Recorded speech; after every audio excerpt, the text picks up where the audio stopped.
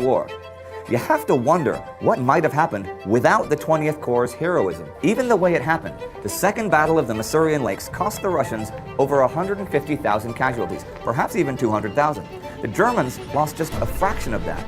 How far might they have pushed into Russia without 20th Corps to stop them, without really anyone to stop them?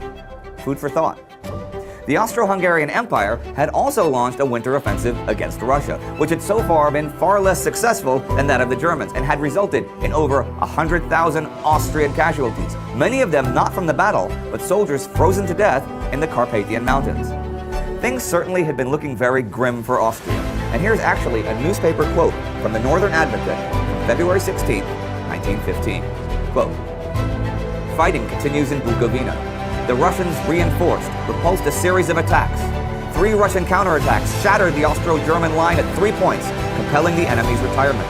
The temperature is 20 below zero, and piercing, ice-laden winds make it difficult to distinguish friend from foe at 100 yards.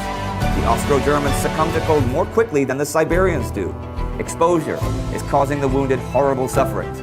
Thousands are enveloped in snowdrifts. The Russians are fortifying Czernowitz." End quote.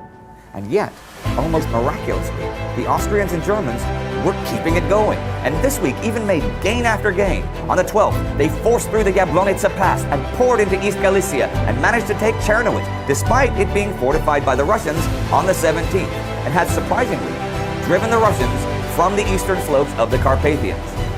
But it was only window dressing, and it wouldn't last. They simply could not keep the offensive going, no matter how valiant they were, and as the winter offensive came slowly to a halt, the Austro-Hungarian army could take stock of its recent adventures. In spite of some successes in the field, they had failed to free the 100,000 troops under siege at Przemysl.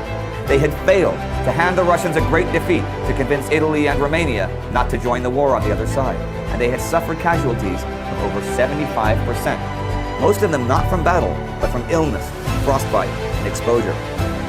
We mentioned the other week the despair some of the men felt in the Carpathians that would lead them to commit suicide even, but despair is felt in other ways.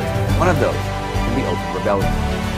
This week saw the first large-scale mutiny of the war, as Indian soldiers in barracks in Singapore mutinied.